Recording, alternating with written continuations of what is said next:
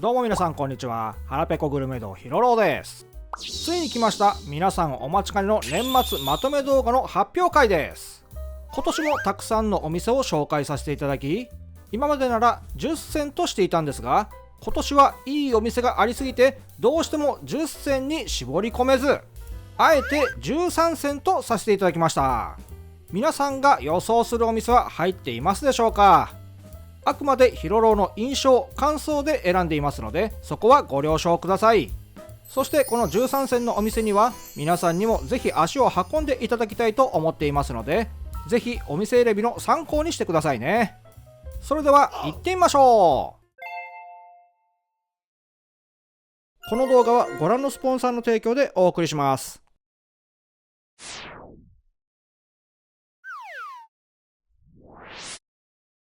まず1軒目は炭焼き食堂十々亭さん。精肉店に併設しているからこその肉の説得力が半端じゃないステーキ店です。紹介している和牛赤身ステーキ定食では、併設している精肉丸13からその日にカットしたお肉を使っていて、ランプ、心身、内ももの部位をローテーションしながら提供。まずは炭火でレアに焼き上げてもらって、あとは自分の目の前の網で焼き加減を調整していくスタイルなので、自分好みの焼き加減に仕上げられるのが最高なんですよね。さらに土鍋で炊いたほかほかご飯と自家製ステーキソースやおろしポン酢、レモン、わさび、トッピングにはとろろや卵まで揃っていて、ステーキ丼風にもアレンジ可能。テーブルの漬物やキムチは嬉しい食べ放題で、ご飯が足りるか不安になるレベルです。追加で頼める和牛ハンバーグは表面香ばしく中はレアから自分で育てるタイプ。ステーキもハンバーグも土鍋ご飯も、とにかくうまい肉を炊きたての米でかき込みたいあなたにぶっ刺さる一軒です。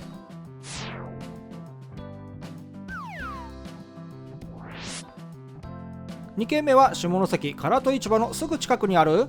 がっつり市場唐戸店さん。路地裏の奥まった場所にあって一見ひっそりしているんですが、一度入ってみると通だけが知っている海鮮丼の名店という言葉がぴったりのお店でした。マグロ問屋ならではの鮮度抜群のネタをとことん贅沢に使った丼が売りのお店。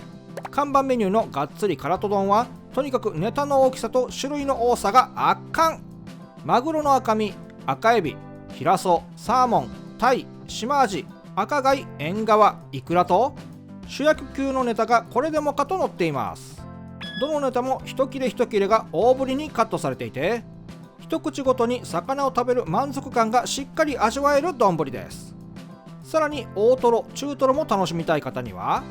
店長おすすめ丼や豪華マグロ丼もラインナップ。マグロ丼や直営だからこそ大トロや中トロを他店よりもリーズナブルに楽しめるのがこのお店ならではの強み。そしてこの海鮮丼とぜひセットで味わってほしいのが、プラス300円で味噌汁を変更できるフグ汁。トラフグやマフグのアラから取った出汁が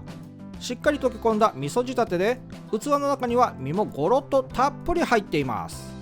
一口飲めばフグのうまみが口の中に広がる、300円でいいのと言いたくなる一杯です。ネタの大きさは今までヒロロがご紹介してきたお店の中でもトップクラス。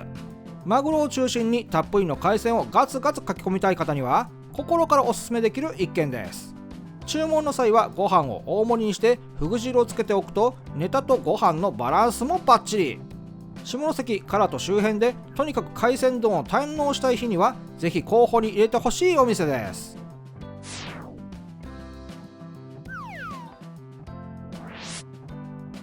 3軒目は角島オズバーガーさん。角島大橋から車で数分の場所にある映えと満足度を両取りできるバーガーショップです。もともとキッチンカーからスタートしたお店で、今の店舗は古民家を生かした落ち着く空間。おばあちゃんの家みたいな家具やハンモック席まであって、見た目はカフェ、出てくるのはガチ系バーガーというギャップがたまりません。パティには山口県産の関門ポークを使用していて、肉汁たっぷりなのに胃もたれしにくい甘い油が特徴。ダブルチーズバーガーはパティ2枚にチェダーチーズがとろり。かぶりついた瞬間に肉汁のジューシーさとうまみが口いっぱいに広がるのが魅力。照り焼きバーガーにモッツァレラと焼きパインを足したカスタムや卵黄がとろーと流れ出すエッグバーガーも抜群にうまい。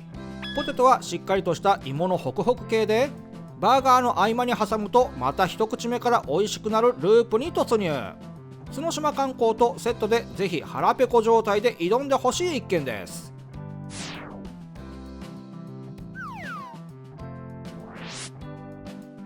4軒目は宇部市宇部駅近くにお店を構えるカレー専門店サンハウスさん。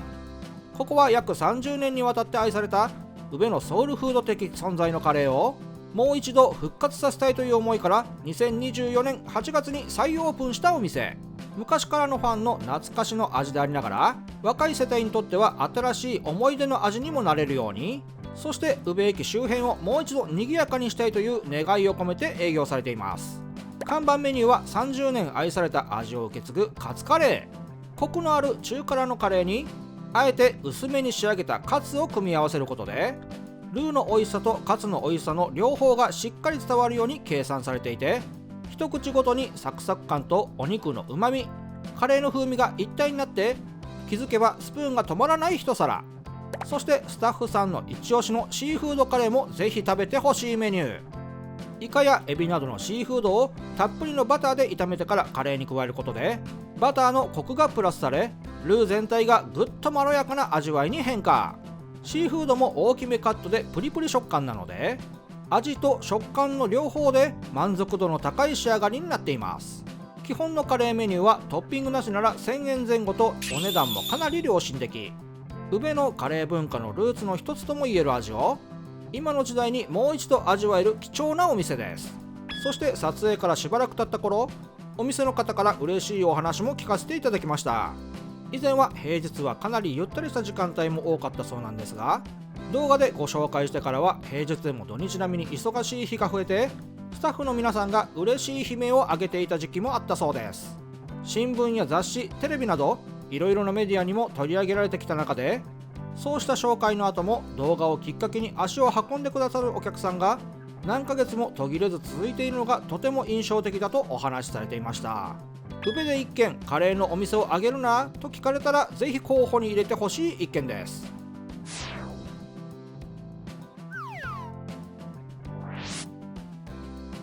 5軒目はカレーのランプさん。煮豚×カレーというありそうでなかった組み合わせをちゃんと完成形まで仕上げてきたカレー屋さんです。前作は道の駅の職員さんで、いろんな食材や調理を学ぶ中でカレーにドハマりしたオーナーさんが、自分が本当にうまいと思うカレーを食べて元気になってほしいという思いでオープンしたお店。看板メニューの煮豚カレーは大きめにカットされた煮豚がゴロゴロ乗っていて、見た目のインパクトもバッチリ。甘辛い醤油ベースで3時間じっくり煮込んだ国産豚腕肉は脂身トロトロ、赤身ホロホロで、これだけ持ち帰りたいレベルのうまさです。そこにしっかり炒めた玉ねぎとトマトとスパイス、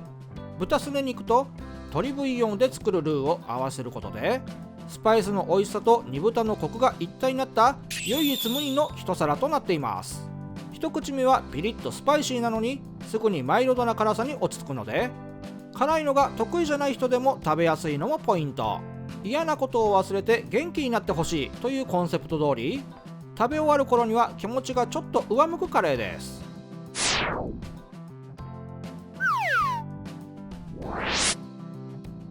6軒目は防府市の老舗洋食店ニューロンドンパリサンクさん。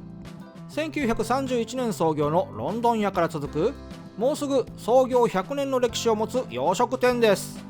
現オーナーは3代目。落ち着いたモダンな店内と 1,2 回合わせて団体にも対応できる広い客席で、昔ながらの洋食を今の感覚で楽しめるお店です。このお店の推しポイントはまず何といってもハンバーグ。独自製法の2度引きで作る柔らか特製ハンバーグは、一口食べるとホロホロほどけて、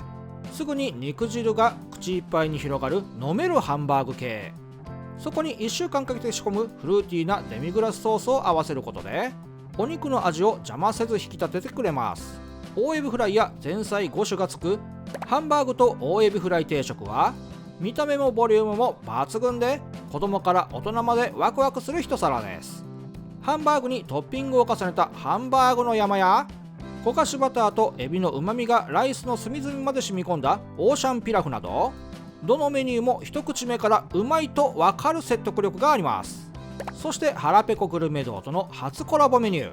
3層仕立てのとろけるご褒美パスタもこの店を語る上で外せない推しポイントです。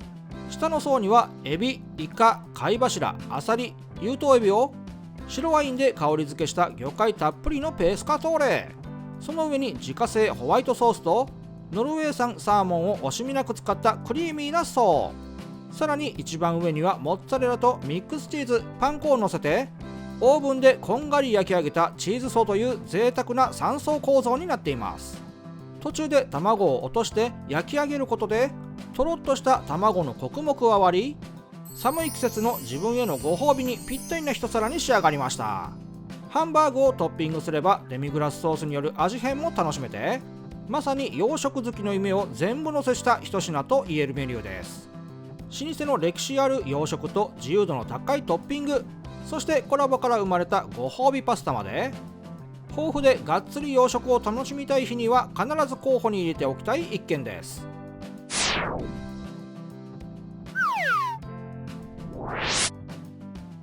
7軒目は田舎屋さん。山口市徳地の山あいにある、わざわざ車を走らせていきたいステーキの名店です。一度は休業していたお店をマスターが人生100年時代まだまだ現役で頑張りたいと再オープンさせたお店で、再開後も順番待ち必至の人気ぶり。木のぬくもりがある店内で落ち着いた雰囲気の中、しっかりお肉を楽しめます。看板メニューは国産宮崎牛4等級以上を使った牛上サーロインステーキ。約 200g あるお肉は脂のうまみと赤身のバランスが絶妙で、特製ソースとの相性も抜群です。スープ、サラダ、ライス、ドリンクまでついてこの価格というコスパの良さも人気の理由。さらに特大の車エビフライと角切りステーキを一度に楽しめるメニューや、鉄板いっぱいに広がる長いポークヒレカツなど、田舎にこんな贅沢なメニューがと思わせるラインナップも魅力。ドライブがてら少し足を伸ばしてでも食べに行く価値のある農家レストランです。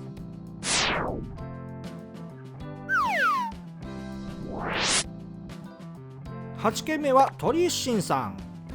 こちらのお店はどのスープを選んでも主役級というレベルで、クオリティの高いラーメンを揃えている下関の人気店です。コンセプトは下関の食文化をもっと楽しく、鶏白湯を中心に海鮮、豚骨、中華そば系まで複数のスープを展開しているのが特徴です。一番の推しは黄金色に輝く海鮮塩だれ鶏白湯。鶏の骨、鶏皮、鶏肉、もみじなどほぼ全ての部位を使ったスープに、こだわりの塩と白醤油、海鮮だしを合わせた一杯で、とろみはありながら後味は驚くほどすっきり。飲むごとに新しい一口として楽しめる奥行きのあるスープになっています。麺は低加水でバツッと歯切れのいい特注麺。鶏と相性抜群の香りの良さで、都会レベルの麺のクオリティを地方で実現したいというオーナーさんのこだわりが詰まっています。トロトロの真空低温チャーシューや大ぶりメンマ、安岡ネギの香りも含めて、どこを切り取っても抜かりなしの一杯を出してくれるラーメン店です。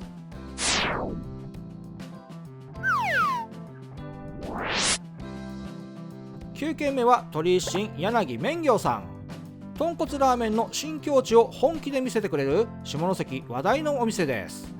のれん分け元は先ほどの鶏白湯の鳥一心ですが、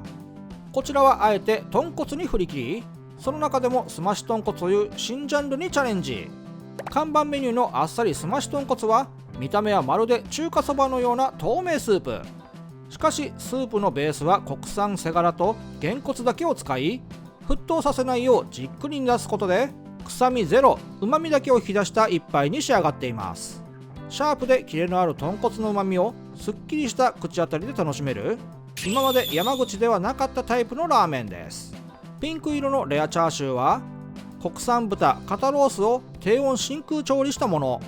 スープと同じく豚のうまみをストレートに感じられる味わいです。トッピングの山菜も相性抜群で、特注の細麺と一緒に最後までだれずに食べ進められます。定番のこってり濃厚豚骨やフグの唐揚げといったサイドメニューもあり、豚骨好きにも新しいもの好きにも刺さるチャレンジングなラーメン店です。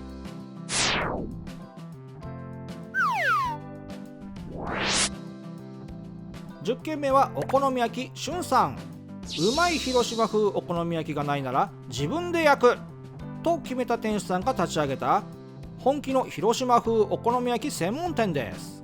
テレビなどの映像取材は全て断っている中で、腹ペコグルメ堂の撮影だけ快く受けてくれたというちょっと特別なご縁のお店でもあります。看板メニューの旬スペシャルは肉玉そばをベースに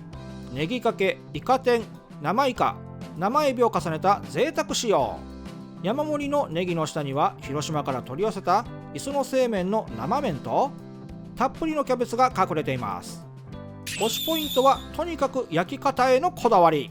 強火を使わず弱火と中火を切り替えながらじっくり火を入れることでキャベツの甘みを最大限に引き出しつつ、麺はパリッと香ばしく仕上げています。どこを切ってもキャベツと麺が均一の厚みになるよう焼き上げるので、1枚のどこから食べても同じ味のバランスで美味しいのがすごいところ。ソースもマヨネーズもベタベタではなく、毎日でも食べたくなる中毒性を目指したあっさり感で、ヘラでがっつきながら食べると止まらなくなる1枚です。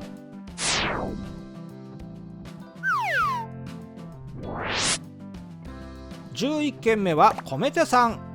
昭和32年創業、3代続くおむすび専門店として地元に愛され続けているお店。おばあ様が始めたお店をお孫さんである現オーナーが2013年に3代目として継承。レノファ山口の試合会場への出店や地域のお祭り、イベント、小学校の町体験など地域密着でおむすびを握り続けているまさに町のおむすび屋さんです。推しポイントはまずお米。創業以来変わらず付き合いのあるお米屋さんが季節ごとにベストなブレンドにしてくれたお米を使い、形を整える程度の力加減でふんわり握っているので、お米の一粒一粒がちゃんと立っている食感。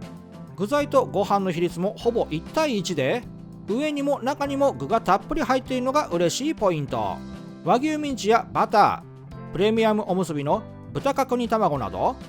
20種類以上の具材が選べる上に、好きなおむすびとおかず、小鉢、赤だしを組み合わせられる3点セットでしっかりご飯として楽しめますよ。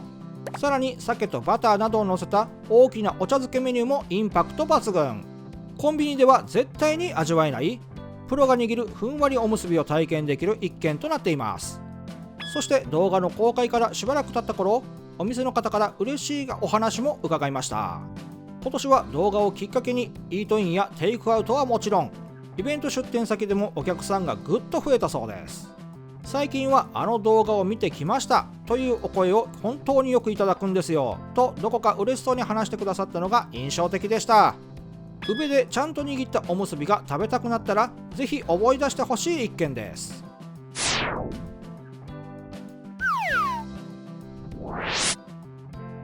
12軒目は山陽小野田市のクレープ専門店花むすびさん。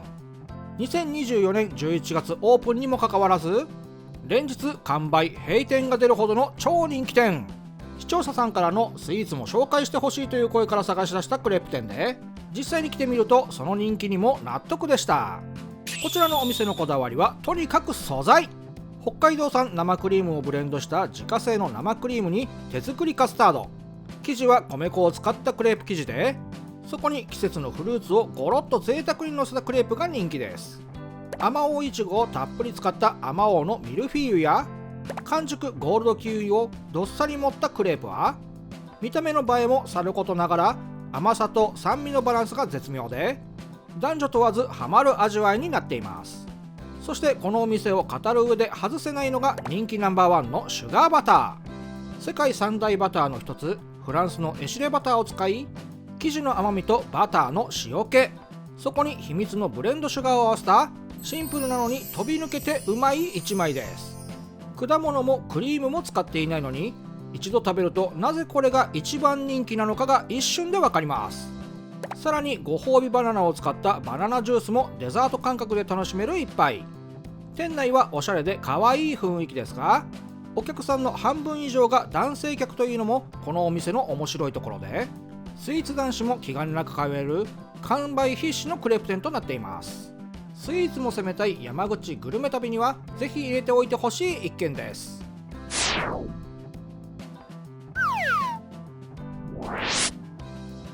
そしてついにラストのお店は宇部市小野湖のほとりにある小野茶直売所さん。宇部の名産として知られる小野茶の直売所で、創業は1975年。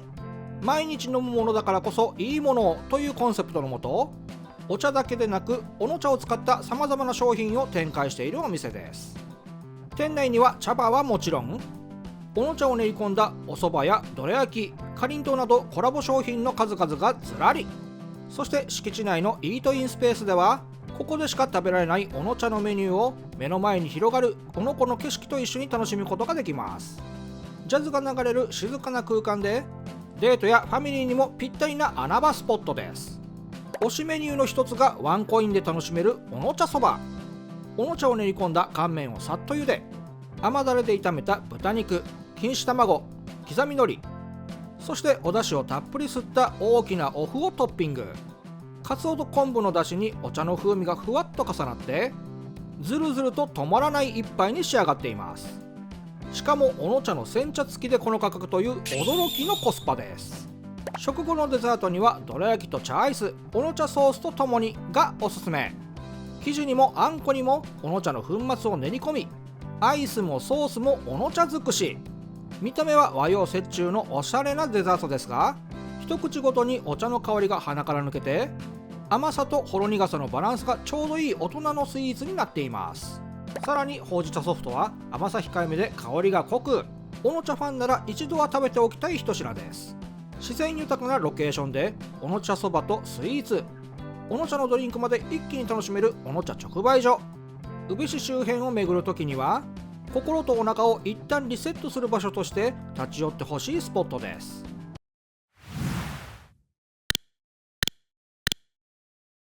今回は2025年版、ヒロロが絞りきれなかったぜひ行ってほしい山口県のお店13選でした。ヒロロが選んだお店の数々はいかがでしたか？ご紹介したお店はヒロロが自信を持っておすすめできるお店ばかり。見た目の迫力も味の美味しさも間違いないので、ぜひ皆さんにも味わってほしいお店となっています。食べに行かれた時にはぜひ感想をコメントでお聞かせください。来年2026年も皆さんに注目すべきお店をどんどんご紹介していきますので、変わらぬ応援をよろしくお願いいたします。それでは皆さん、2025年もありがとうございました。来年もよろしくお願いいたします。ぜひ今回ご紹介したお店に足を運んでみてくださいね。はらぺこグルメ道では山口県の飲食店を応援したいという思いをモットーに日々動画を作成しています。これからも皆さんに注目すべきいろいろなお店をご紹介していきますので、今後どんなお店が紹介されるのか気になる方はぜひこの機会にチャンネル登録ボタンをポチッと押し、通知をオンにしておくことをお勧めします。それでは今回の動画はここまで。また次回お会いしましょう。またねー。